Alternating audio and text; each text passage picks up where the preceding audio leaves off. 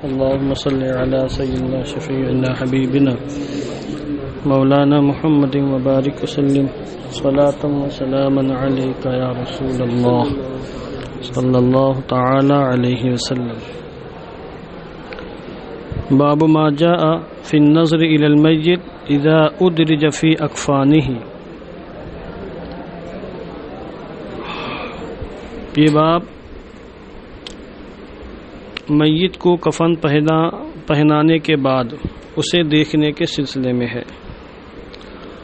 حکم یہی ہے کہ جب نماز جنازہ ہو جائے اور کفن وغیرہ پہنا دیا جائے تو پھر اس کو اللہ کے حوالے کرنے میں جلدی کرنی چاہیے. بلا وجہ دیدار کروانا، روک کے رکھنا، یہ جو ہے اچھی بات نہیں ہے، مکروہ ہے، کراہیت ہے. نماز جنازہ سے پہلے جب تک کفن مکمل پہنایا نہیں گیا ہے چہرہ کھلا رہتا ہے. جس کو دیکھنا ہو دیکھ لیں، اور جب نماز ہو جائے، کفن مکمل ہو جائے، باندھ دیا جائے تو پھر اس کو کھولا نہ جائے اور اس کو جو ہے جلد سے جلد قبر میں اللہ کے حوالے کر دیا جائے. کیونکہ نماز جنازہ کے بعد اخروی معاملات شروع ہو جاتے ہیں. سمجھا؟ بندے کا تعلق عالم برزخ سے بہت گہرا ہو جاتا ہے. اس وقت تاخیر کرنا منع ہے. جلد سے جلد اس کو اللہ کے حوالے کر دیا جائے کہ کہیں ایسا نہ ہو کہ وہ کم نصیب بندہ ہو اور عذاب آخرت میں گرفتار ہونے والا ہو، تو کہیں ایسا نہ ہو کہ تدفین سے پہلے ہی عالم برزخ کے معاملات ظاہر ہونے لگے اور اس کا راز فاش ہو جائے. اس لیے جلد بازی کرنی چاہیے. صحابہ کرام رضوان اللہ تعالی علیہم اجمعین اس مسئلے میں بہت چوکس تھے اور وہ تدفین میں جلد بازی کیا کرتے تھے. یہی اسلاف کرام کا معمول رہا ہے. مگر آج ایک مسلمانوں میں نئی بدعت رائج ہو گئی دیدار کرانے کی. نماز جنازہ کے بعد بھی دیدار کرواتے ہیں اور قبر میں رکھنے کے بعد بھی بسا اوقات دیدار کرواتے ہیں اور تدفین میں بلا وجہ تاخیر کرتے ہیں. اور کچھ لوگ تو دو دن تین دن تک رکھے رہتے ہیں جنازے کو. فلاں صاحب آ رہے ہیں، فلاں صاحب آ رہے ہیں، فلاں صاحب آ رہے ہیں. ارے کیا ضروری کہ سارے لوگ حاضر ہو جائیں؟ ہر شخص پر فرض عین تھوڑی شریعت نے قرار دیا ہے. فرض کفایہ چند لوگوں نے پڑھ لیا کافی ہے. تو بلا وجہ انتظار کروانا کہ برف وغیرہ رکھ کر اہتمام کرنا پڑے تاکہ تعفن پیدا نہ ہو، اتنے تکلفات کی کوئی حاجت ہی نہیں ہے. مسلمان بلا وجہ اتنے تکلفات کرتے ہیں. یہاں بھی دیکھیے حضور علیہ السلام کے سب سے چھوٹے سے شہزادے حضرت سیدنا ابراہیم رضی اللہ تبارک و تعالیٰ عنہ کا جب انتقال ہوا تو حضور نے اپنی امت کو کیا تعلیم دی، اس سلسلے میں ایک روایت یہاں پیش کی جا رہی ہے جس کا عنوان ہے باب ما جاء فی النظر الی المیت اذا ادرج فی اکفانہ. حدثنا محمد بن اسماعیل بن سمرہ حدثنا محمد بن الحسن حدثنا ابو شیبہ عن انس بن مالک قال لما قبض ابراہیم بن النبی صلی اللہ علیہ وسلم، جب پیغمبر اسلام حضور نبی اکرم صلی اللہ علیہ وسلم کے شہزادے حضرت سیدنا ابراہیم کا وصال ہوا، انتقال ہوا، قال لهم النبی صلی اللہ علیہ وسلم، تو حضور علیہ السلام نے لوگوں سے کہا. اب یہ حضرت ابراہیم ماریہ قبطیہ کے بیٹے شہزادے ہیں. حضور کی 4 بیٹیاں حضرت خدیجۃ الکبریٰ سے ہیں اور 2 بیٹے حضرت قاسم اور حضرت عبداللہ. یہ بھی حضرت خدیجۃ الکبریٰ سے 6 بیٹے بیٹیاں حضرت خدیجہ سے ہیں سلام اللہ علیہا. حضرت قاسم سب سے بڑے بیٹے ہیں، انہی کی مناسبت سے حضور کی کنیت ابو القاسم ہے اور زمانے جاہلیت میں بھی حضور کو نبوت کے اعلان سے پہلے ابو القاسم کہا جاتا رہا. اور عبداللہ ان کو طیب الطاہر کہا جاتا ہے. بعض علماء نے فرمایا طیب الگ ہیں، طاہر الگ ہیں، 2 مستقل بیٹے ہیں. مگر صحیح یہی ہے کہ طیب الطاہر ایک ہی شخصیت کے 2 الگ نام ہیں، وہ حضرت عبداللہ ہیں. مدینہ منورہ میں حضور کے ایک اور بیٹے ہوئے تھے جن کو حضرت ابراہیم کہا جاتا ہے. یہ ان کی بات ہے. یہ حضرت ماریہ قبطیہ سے پیدا ہوئے تھے جو حضور کی باندی صاحبہ تھیں. تو حضور نے لوگوں سے فرمایا حضرت ابراہیم کے انتقال کے بعد، لا تدرجوہ فی اکفانہ، ان کو کفن نہ پہنانا. کفن میں مت لپیٹنا، حتیٰ انظر الیہ، جب تک کہ میں ان کا دیدار نہ کر لوں، ان کو دیکھ نہ لوں، یعنی مجھے دکھانے کے بعد ہی کفن پہنانا۔ اس کا مطلب یہ ہوا کہ کفن پہنانے کے بعد پھر میت کو دکھانا یہ اچھی بات نہیں ہے، اسی لیے حضور نے پہلے ہی تنبیہ فرما دی۔ فاتاہ، تو حضور تشریف لائے، فانکب علیہ، اور ان پر جھک گئے، وبکا، اور آپ کی آنکھوں سے آنسو جاری ہو گئے۔ بتقاضۂ بشری، شفقت اور محبت کے جذبے سے سرشار ہو کر آنکھوں سے آنسو جاری ہو جائیں تو اس میں شیران کوئی حرج نہیں، تو محبت کی نشانی ہے، یہ ہونا بھی چاہیے۔ مگر ہائے وائے کرنا، سینہ کوبی کرنا، ماتم جیسی کیفیت پیدا کرنا اور بالوں کو کھول لینا اور بلا وجہ چیخنا چلانا، لوگوں کو دکھانا، یہ اچھی بات نہیں ہے، اس کی اجازت نہیں دی گئی ہے۔ آنسو نکل جائے اور معمولی انداز میں انسان رو لے تو اس کی اجازت ہے۔ باب ما جاء فی النہی عن النعی، یہ باب نع سے ممانعت کے سلسلے میں ہے۔ نع کا معنی ہوتا ہے موت کا اعلان کرنا۔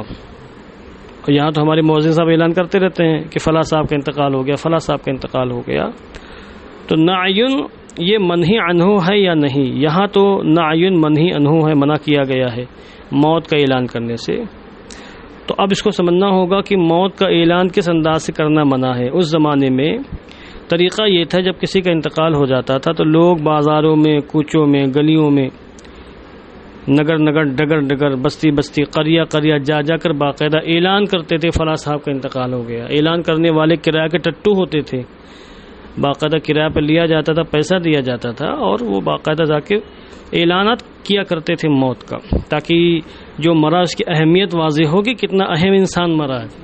اس زمانے میں عجیب عجیب کرایہ کے ٹٹو ملا کرتے تھے، زمانے جاہلیت میں بھی اور بعد کے ادوار میں بھی رونے والیاں باقاعدہ کرایہ پر لائی جاتی تھی۔ جب کسی نواب اور کسی شاہ کا، کسی بڑے زمیندار کا اور کسی مالدار انسان کا انتقال ہوتا تھا تو کرایہ پر باقاعدہ وہ رونے والی پوری جماعت عورتوں کی رہتی تھی، مردوں کی، وہ آتے تھے اور روتے تھے چیخ چلا چلا کر۔ اب یہ لوگ چونکہ بادشاہ ہوتے تھے تو بہت مہذب انداز میں بیٹھے رہتے تھے، سسکیاں لے لے کر رو لیتے تھے، باقی چیخ چیخ کر، چلا چلا کر، گلا پھاڑ پھاڑ کر رونے والیوں کو باقاعدہ بلایا جاتا تھا، اور وہ ایسے روتے تھے گویا کہ ان کے خود سگے باپ کا انتقال ہوا ہے۔ ایکٹنگ، اس کو کیا بولتے ہیں، ایکٹنگ کرتے تھے۔ جیسے آج فلمی دنیا کے جتنے بھی زیرو ہیں، رونے کی ایکٹنگ یہ کر لیتے ہیں، غصے کی ایکٹنگ یہ کر لیتے ہیں، ہنسنے کی ایکٹنگ یہ کر لیتے ہیں، مرنے اور جینے کی ایکٹنگ یہ کر، ساری قسم کی ایکٹنگیں ان کو کرنی آتی ہیں۔ انتہائی بے غیرت بے حیا ہیں دنیا میں، بے غیرتی بے حیائی جو پھیلی ہے فلمی دنیا کی وجہ سے پھیلی، اس پر بین ہونا چاہیے۔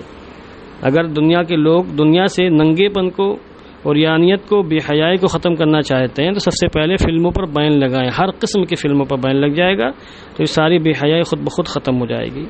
تو میں عرض یہ کر رہا تھا کہ موت کا اعلان کرنا اس طریقے سے منع ہے جس طرح زمانے جاہلیت میں اعلان ہوتا تھا۔ ہاں کسی کو خبر دینا ہو تو خبر دے سکتے ہیں، اطلاع دینا، بھائی رشتہ داروں کو اطلاع دینا، احباب کو اطلاع دینا ہے، بتانا ہے ان کو، تو اس طریقے سے اطلاع دینا کوئی اس میں حرج کی بات نہیں ہے۔ آج بھی یہ حکم ہے کہ اعلانات ایک دو مقام سے ہو جائے، بس لوگوں کو اطلاع ہو جائے گی، پتہ چلتا کہ لوگ زیادہ سے زیادہ جنازے میں شریک ہوں اور مرنے والے کو اس کا فیض ملے۔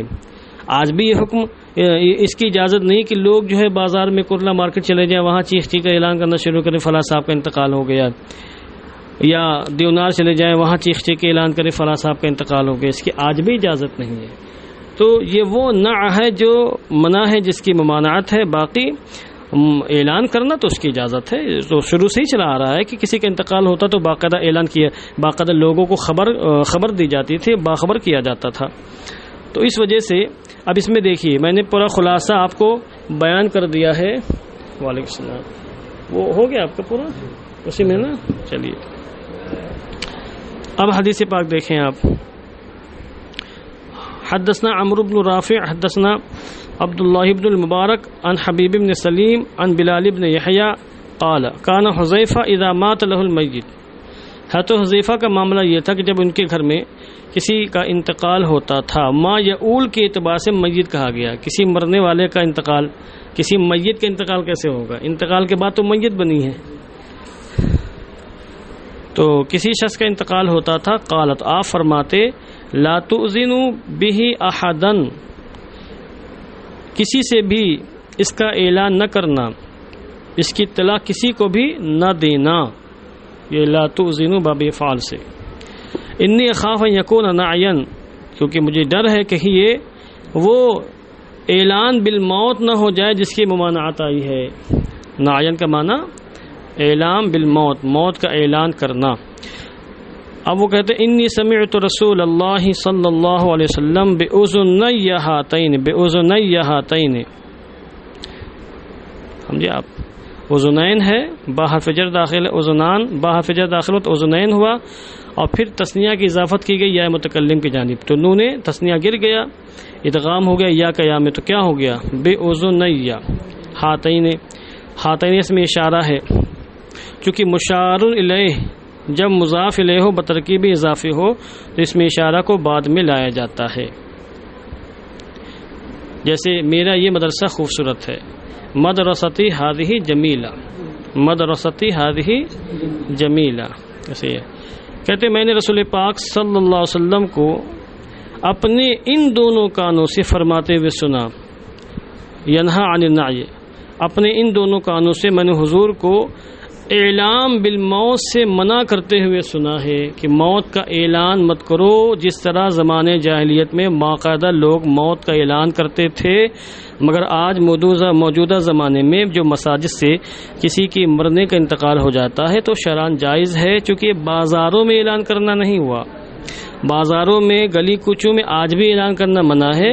ہاں فون کے ذریعے، میسج کے ذریعے، میک کے میک کے ذریعے اگر مسجد میں یا مدرسے میں اعلان کر دیا یا کسی کے مکان سے اعلان کر دیا جائے تو اس کی شرعاً اجازت ہے، کیونکہ یہ اصل میں خبر دینا ہے مسلمانوں کو، اور یہ الدین والنصح لکل مسلمین، دین ہر مسلمان کے لیے خیر خواہی کا نام ہے، اور خیر خواہی یہ ہے کہ لوگوں کے لیے زیادہ سے زیادہ اعمال صالحہ کو پیش کیا جائے۔ اعلان ہوگا، لوگ باخبر ہو جائیں گے تو جنازے میں شریک ہو جائیں گے، عوام کا فائدہ بھی جو شریک ہو رہے ہیں، اور میت کا فائدہ بھی، آنے والوں میں اگر کوئی ماشاءاللہ آپ جیسا کوئی اللہ والا آ گیا تو اس کے تو بلے بلے ہیں۔ بس